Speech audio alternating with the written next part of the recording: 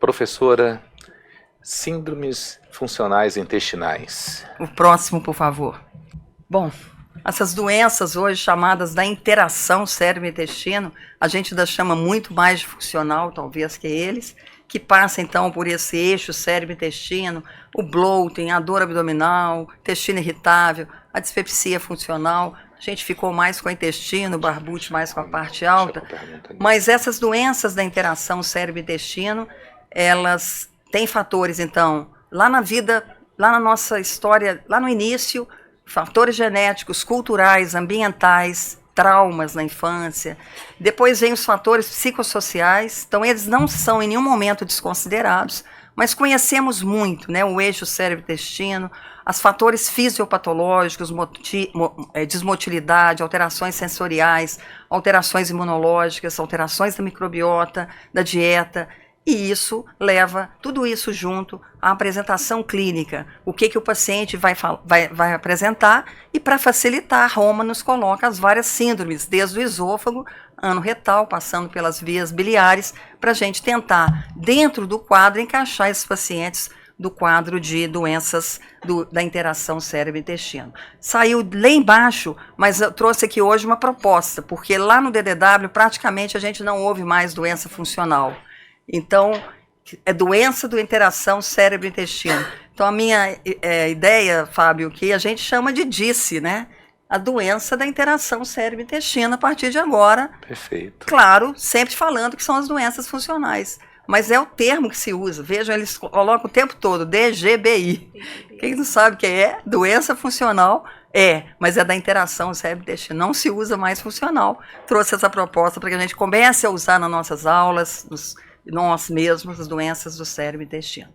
O diagnóstico é a mesma coisa, a gente tem que ter história, tem que ter o exame físico, tem que aplicar os consensos de Roma para acertar. Vai estar chegando o Roma 5, o ano que vem.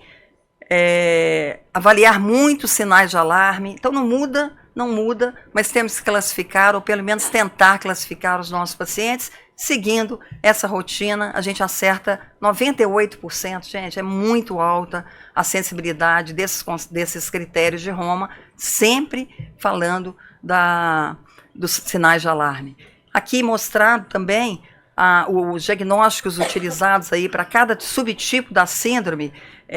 Isso a gente também sabe, né? Os exames mínimos que a gente faz para o intestino irritável, forma mista e diarreica, por exemplo, excluir doença celíaca, fazer uma calprotectina, exames, o diário não alimentar, o diário do hábito intestinal, enfim.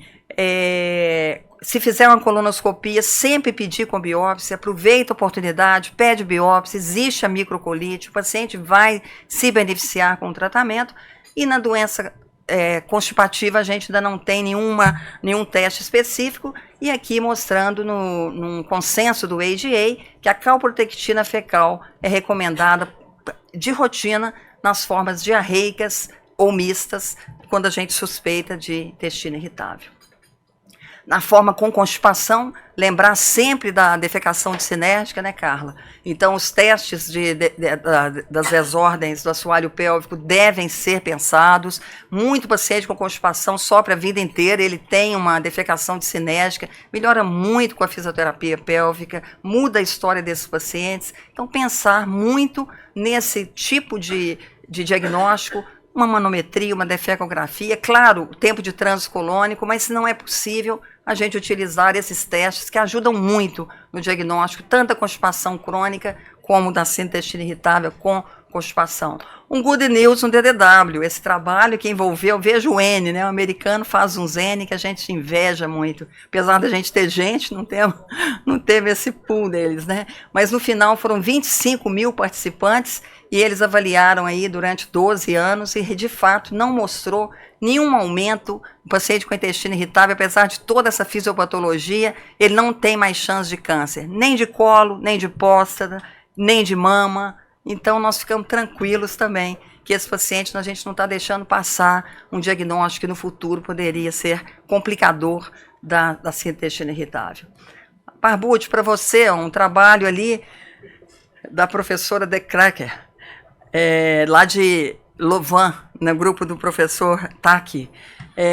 O receptor, a ebastina, no tratamento da síndrome do intestino irritável não constipativa, o Barbucci, que gosta tanto da histamina, mostrando aqui o racional, ele já falou, não vou me dedicar aqui, ativação das células dos mastócitos, isso já é um racional na literatura, mas esses autores, então, utilizaram a ebastina uma vez por dia, e os endpoints era dor abdominal, melhora global dos sintomas e a consistência das fezes, e mostraram aqui a maioria mulher, como a gente sabe, a média de idade é que a gente tem funcional mesmo, 32 anos, eles tinham todos os subgrupos, mas predominantemente, que é a indicação da ebastina na síndrome do intestino irritável com diarreia. E aqui os resultados, a resposta clínica nesse trabalho, as taxas de resposta clínica com ebastina em laranja, com o placebo em azul, vejam, resposta bastante interessante para a gente pensar nessa medicação no nosso dia a dia, no paciente com intestino irritável, refratário, com diarreia crônica, funcional ou intestino irritável. Aqui a intensidade da dor abdominal e a resposta global dos sintomas, essas siglas significam isso, também mostrando essa melhora. Então a ebastina é superior ao placebo em reduzir a dor abdominal e melhorou durante todo o tratamento a consistência das fezes na síndrome do intestino irritável não constipativa e trouxeram perspectivas. Já está sendo feito lá na Bélgica um trabalho, provavelmente o ano que vem ao DDW, em vez de 20 miligramas, um comprimido ao dia, 40 miligramas, vão usar por 12 semanas, e vamos ver aí, vão comparar com a mebeverina, vão ser 5 centros na Bélgica, em pacientes com intestino irritável não constipado, mista ou diarreica. E a primeira impressão deles é muito interessante, vejam ali, primeiro gráfico, eles trazendo aí a primeira impressão desse trabalho que já caminha lá na Bélgica. E uma nova entidade aí sendo proposta pelo grupo de Roma, que é a constipação funcional.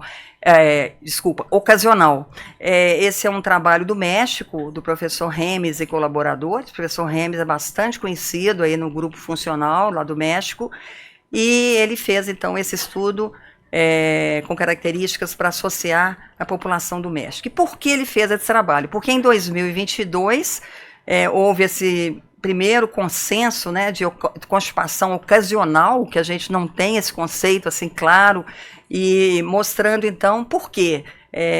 Que seria a constipação ocasional? Uma constipação intermitente ou sintomas ocasionais que alteram o hábito intestinal, seja por diminuição da frequência ou dificuldade evacuatória, o conceito é o mesmo, a duração dos sintomas é por poucos dias, poucas semanas, e responde a estilo de vida, mudança. Ela mostra o paciente com constipação ocasional que viaja e vai ter no hotel e depois voltando para casa, tem um diapositivo dela assim, que ele melhora muito rapidamente quando chega em casa.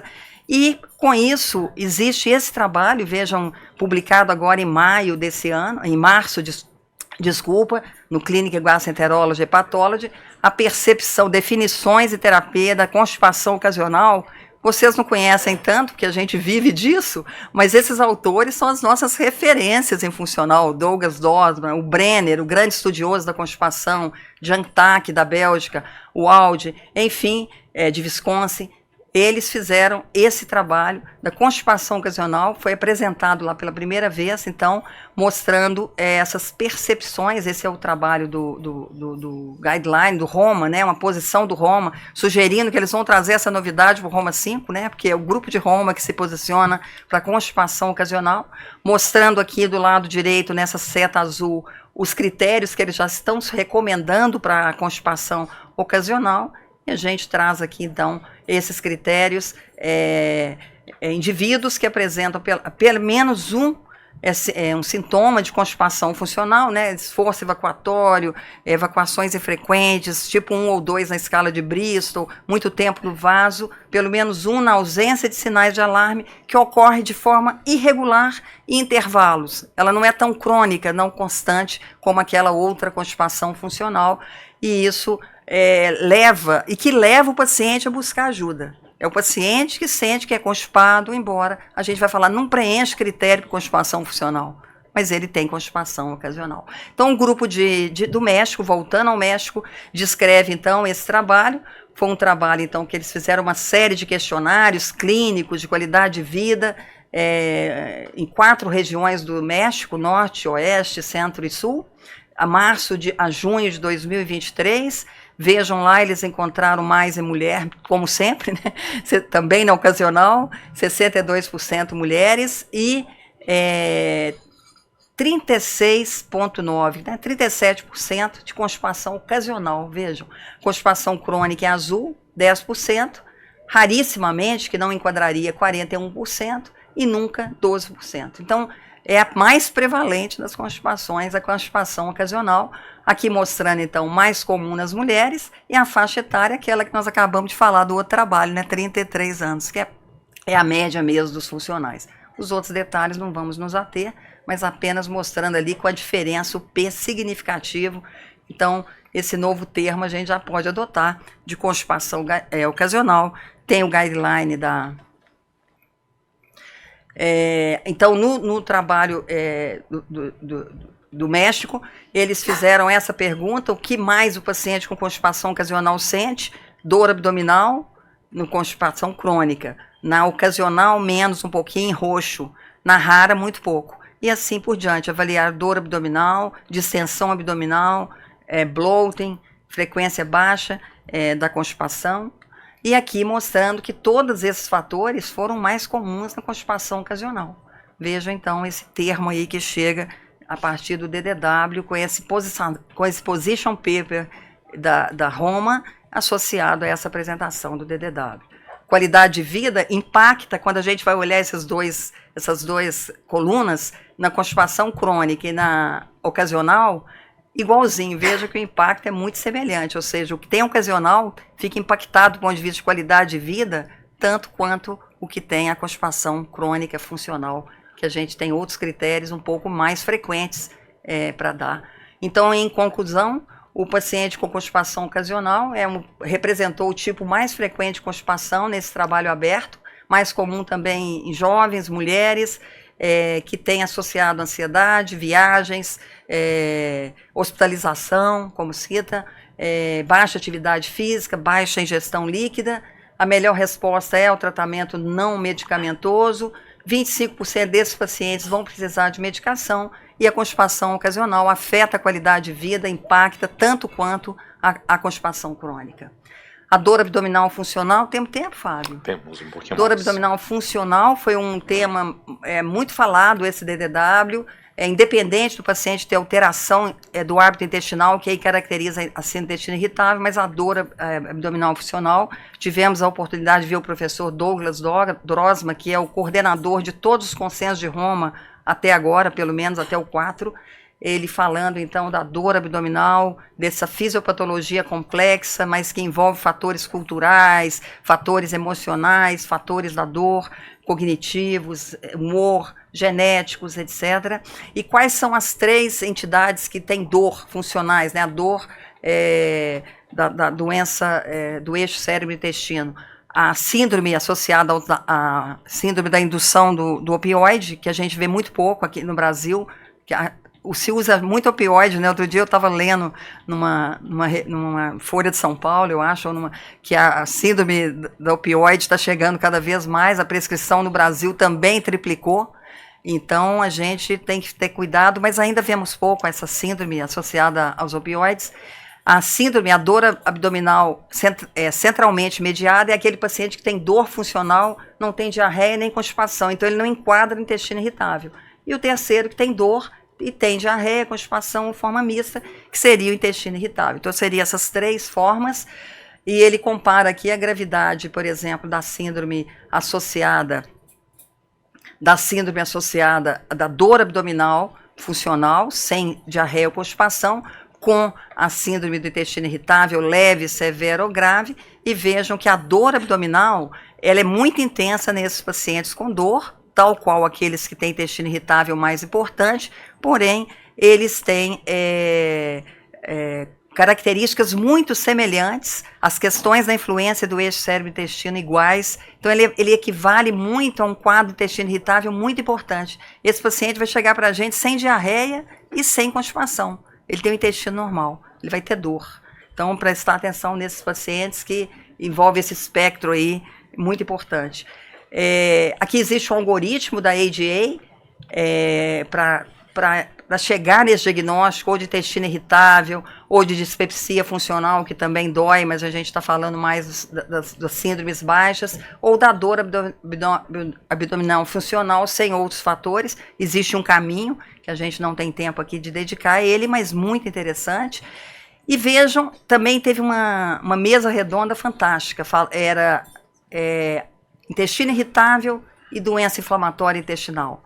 E esse trabalho mostrou 12 meses de acompanhamento, 1/3 dos pacientes com doença inflamatória em remissão clinicamente apresentam critérios para diagnóstico da síndrome do intestino irritável. E essa mesa, uma mesa muito interessante, mostrando que possivelmente daqui a pouco vai chegar esse paciente que fica na interseção, que tem doença inflamatória e tem sintoma de intestino irritável, provavelmente ele tem um outro fenótipo. E que talvez daqui a pouco vai sair um novo nome para ele. Então, já teve uma mesa lá só disso. IBS e IBD juntos e ao vivo. Vamos ver se sai um outro grupo de pacientes. Aqui mostrou que sim, 37%. Então, o paciente chega com dor, a gente aumenta corticoide, aumenta biológico, troca biológico. Gente, pensa que pode ser funcional. Vamos basear na clínica, que é sempre soberana. E aqui o professor Douglas Drosma falou para nós da avaliação diagnóstica, da avaliação terapêutica. Estilo de vida, dieta são muito importantes, eventualmente o tratamento da alteração da microbiota, mas também trazendo esse trabalho, também super recente, da modulação central, né, da síndrome do intestino irritável, para quem, quando e por quê. Interessante, o professor Drosma é o segundo autor, vejam, nesse trabalho, apresentado agora por ele. Sugere que a gente redefina esses neuromoduladores, teremos neuromoduladores de fato de ação central, que são os antidepressivos, os ansiolíticos e antipsicóticos, e aqueles neuromoduladores periféricos, que são especialmente os serotoninérgicos. Tivemos no Brasil, saiu o lubiprostona, é um dos serotoninérgicos, linacotida é outro, plecanatida, os agentes ligantes delta, enfim. Então eles acreditam, os autores, que essa nova conceituação dos neuromoduladores, separando em aqueles centrais e periféricos, facilite para a gente. O racional para o uso neuromodulador, que falou lá no refluxo, no globus, vale para todos, é isso, né? O paciente que tem comorbidades, que tem o eixo cérebro-intestinal impactado, aqui falando muito da dor, mas ele melhora essa comunicação entre os dois eixos, entre o cérebro e o intestino. E aqui eu achei interessante para mostrar o conforto que a gente tem em prescrever neuromodulador, nós gastrologistas, qual que é o nível de conforto que a gente tem em prescrever.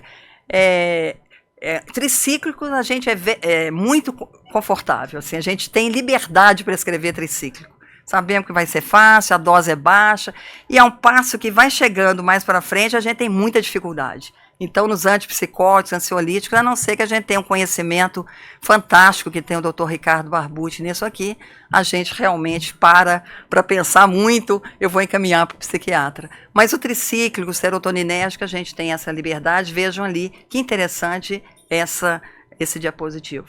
Os neuromoduladores, então, os antidepressivos, azapirones, que entra a buspirona, anticonvulsivantes. Vejam onde está chegando, o Barbucci citou os anticonvulsivantes, e está aí a confirmação de que ele não inventou. Os neuromoduladores periféricos, que a gente falou dos serotoninérgicos, mas existem outros, né? Mas principalmente os serotoninérgicos, a gabapentina e a pregabalina, já citados aqui, e os opioides, especialmente a loperamida, que entra aqui como um opioide, outros narcóticos, mais que neuromoduladores. E aqui, o professor Drosma, claro que a gente não vai se ater, mas ele fala de cada uma dessas classes, quanto que a gente vai utilizar, né, tricíclicos, que é ainda a nossa base, e os outros todos que vão evoluindo, e a nova geração é a olanzapina e quetiapina. Tem sido usado com essa ação, um antagonista, a quetiapina, né? Um antagonista receptores serotoninérgicos e dopaminérgicos, assim como a olanzapina. Então, os chamados, a segunda geração de antipsicóticos, os efeitos desses neuromoduladores na dor abdominal, no trânsito intestinal. Então, depende do que a gente quer. O paciente, né, aquilo que a gente estava discutindo, o que escolher, como o Barbucci falou, depende. Tem mais deprimido, mais ansioso, eu vou pensar na dor, na diarreia, tricíclico, o paciente já é gordo, vou tentar dar uma coisa que não engorde, eu evito mirtazapina, eu evito, e vou usar para o que está magro, exatamente esses, enfim. São essas as recomendações dos efeitos centrais. Os periféricos aqui, a justificativa da gabapentina, da pregabalina, da linacotida, do tenapanor, que nós não temos, infelizmente, mas que vão chegar seguramente para nós em muito tempo, pouco tempo, e até os anticolinérgicos com papel neuromodulador chamado periférico. E aqui o professor Drosma mais ou menos termina dizendo para nós, podemos combinar, não há nenhum problema em combinar. Lembrando que o professor Drosma, na sua origem, é psiquiatra, né, Barbucci? Depois que ele virou gastroenterologista. Mas ele sugere que num paciente com sintomas refratários que a gente possa associar drogas, que não tem nenhum problema a gente associar, por exemplo, um antidepressivo tricíclico com serotoninérgico, desde que a gente se sinta confortável, como diz o americano, para utilizar essa medicação, lembrando aí sempre do que a gente quer atuar, né, nessas medicações.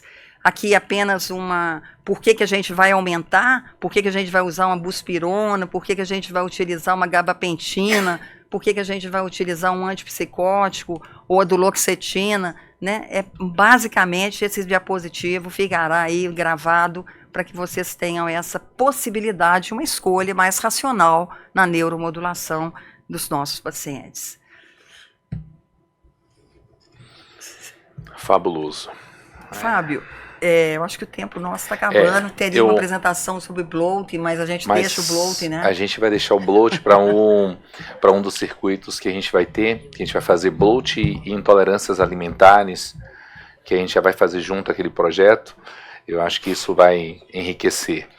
Nós temos muito que agradecer a todos. Alguém aqui da plateia gostaria de fazer alguma pergunta? Eu acho que o Bravinho passou uma aqui para a gente, por favor, Bravinho. Só para a gente encerrar a última pergunta. Fazer, Maurício. Pode falar, Maurício. Eu falo. Maurício está perguntando, professora. Ó. Oi. Não, você vai não? Ah, não.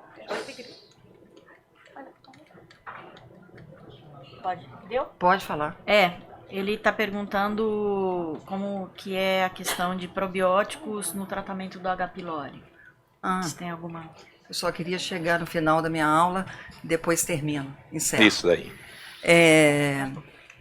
Então, Maurício, Bravin, existe cada vez mais uma tendência, principalmente nos estudos europeus, desse registro brasileiro que a gente está fazendo. O registro europeu ele é muito mais adiantado, porque ele foi uma proposta de lá. E alguns trabalhos surgindo agora mostrando que probiótico de fato melhora a tolerância, faz o paciente ter melhor aderência, talvez não melhora a erradicação, principalmente lactobacilos, alguns lactobacilos, né? A gente tem que ver quais têm evidência, mas mais lactobacilos, alguns estudos inclusive com Saccharomyces, mostrando que sim, principalmente em pacientes que têm história de tolerar muito mal, de ter diarreia com antibiótico, que a gente prevê que ele não vai fazer 14 dias, esses pacientes realmente têm se beneficiado com a associação. A grande dúvida é se a gente usa antes, durante, depois, o tempo todo, mais 15 dias depois. Essas perguntas ainda não têm resposta, mas com uma tendência, pelo menos, durante o tratamento. Perfeito. Ana Flávia, seu ponto de vista sobre o que nós podemos ter da dor abdominal, da neuromodulação. Sei que você é fã da neuromodulação, me fale. Você comentou mais cedo falando assim que nós estamos mais atentos, né, aos funcionais, aos sintomas dos pacientes. Eu acho que a gente a população médica como um todo discriminando menos, né, que eram os pacientes que tinham todos os sintomas e que não tinham nenhuma alteração, né, e hoje a gente sabe que sim, de fato, eles têm várias alterações do eixo, dessa interação do eixo cérebro-intestino, uma alteração imune aí também associada, e que para nós gastroenterologistas faz parte da nossa realidade usar os neuromoduladores nas situações que a gente julga que vai ser benéfico para o paciente. Então a gente tem sim na nossa prática que conhecer sobre eles, ter liberdade, não só liberdade, mas conforto, segurança em usar alguns. É a nossa realidade usar neuromoduladores, né? E foi algo muito impactante no DDW. Nós passamos a observar isso de forma muito frequente em muitas sessões, muitos simpósios para TAM. Sim. Talvez os pacientes que tenham transtornos a disfunção do eixo cérebro-intestino mais grave, sintomas mais graves ou transtornos de mais difícil controle, eles tenham mais os fatores centrais associados nesses transtornos, né? Que são os que talvez demandariam mais neurotransmissores, mas que a gente vai ter que sim saber conduzir esses pacientes, né? E ter o conforto de usar os neuromoduladores, a segurança e o conforto. A sua percepção sobre essa evolução desse novo modelo que a gente está vendo na neurogastro, né, se evoluir, do que você viu no DDW, o que você pode passar para os colegas que estão em casa, digamos, a flutuação de colegas, foram quase 600 colegas no total, temos 426, a paixão pela neurogastro, me fale.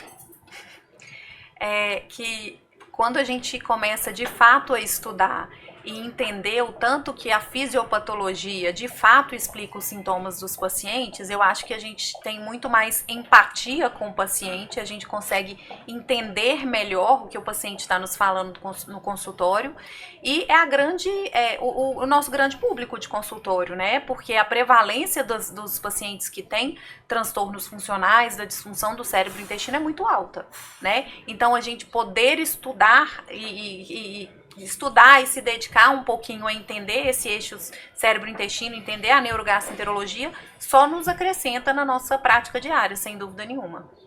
Suas considerações iniciais, porque a gente vai estender ao longo do ano, e teremos mais eventos durante o ano, sobre essa primeira etapa que nós estamos fazendo dessa integração, para a gente poder passar para a professora fechar a aula dela.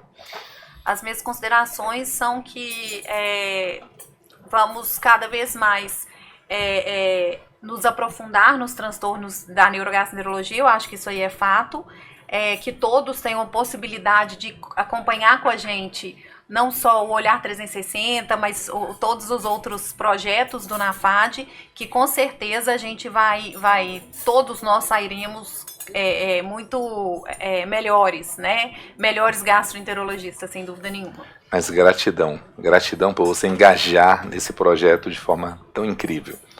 Perfeito. Professora, fechar com chave de ouro, na sua terra, tanto que a senhora trouxe, lutou para todos vocês que estavam aqui. Nós não viríamos para Minas Gerais. Foi um pedido pessoal da professora para que aqui a gente viesse. Nossa caravana iria passar primeiro por outras cidades, a gente mudou justamente pelo pedido que ela queria abraçar todos vocês, os colegas aqui, para primeiro lugar que a gente fosse passar por essa caravana. Ô Fábio, só encerrando aqui aquele assunto, né, da neuromodulação, nessa mesa de IBD, IBS, doença inflamatória e doença funcional, o que a maioria lá tinha 2 de cada área, digamos assim, especialistas. E no final, esses 37% de doença inflamatória que não melhoravam, tem que fazer neuromodulação. Então, quem falar, não vou atender funcional, atendo só doença inflamatória, tem que aprender a neuromodular também, porque é o caminho. Eu só queria dizer, né, que o DDW é um congresso que a gente vai há muitos anos, é bobagem falar quanto, senão a gente fica mais velho, né? Mas o DDW tem 54 anos, esse ano ele fez 54 anos de existência. Vejam, todo maio, há 54 anos, acontece, na pandemia foi online, mas a gente traz muita coisa que é teoria, trabalhos que vão ser replicados e não vão confirmar. Então, não necessariamente a gente traz aqui a realidade, mas um dos meus diapositivos dizia que o bom professor, o bom cientista não é aquele que traz as respostas, é aquele que faz as perguntas corretas, né? Então é isso que a gente queria deixar para vocês. A gente tentou trazer o melhor, é claro que é um pouquinho de que foi, mas muita coisa é especulação, e a gente espera que essa evolução fantástica aconteça. E eu só tenho a agradecer a todos vocês aí, esperando, claro, pelo DDW 2025 em San Diego, de 3 a 6 de maio. É sempre um evento imperdível. Eu acho que quem puder, compra passagem agora, paga de 20 vezes, mas vale a pena ver o Congresso americano. Eu fico lá 14 horas, literalmente. Às vezes eu vou sem ver a cidade, mas volto apaixonada. Muito obrigada.